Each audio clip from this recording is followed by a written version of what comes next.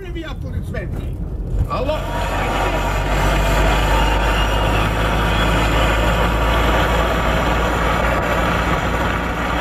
Уважаеми слушатели, благодаря.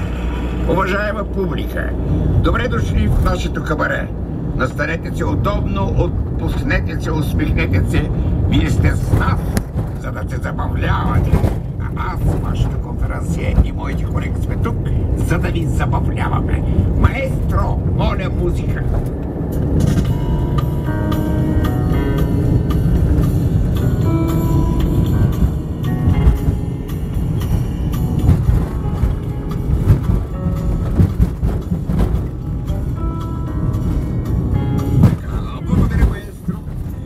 Оглеждам заведението, всичко е наред. Сервитьорите ще движат плавно като лебеди.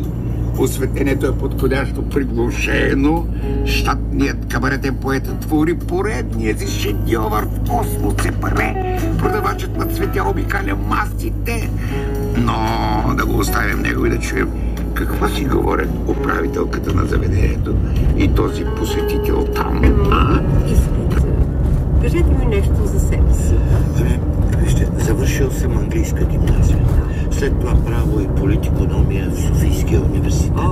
След което съм специализирал в Кембридж икономика на третия свят. И в Харвард влиянието на монетарната система върху инфлационните процеси в слабо развитите страни. Добре. А какви езици владеете? Освен така основните европейски езици, плюс фински и украински, познавам добре и арабски, хинди и два диалекта, употребявани в басейна на реката Конго. А как се казва? Хиперинфлация на конгуански? На какъв диалект желаете да ви го кажа? От долно Конго, от горно или от околностите на Танганайка? Добре. А какво се случи след земетресението в Лос-Анджелес?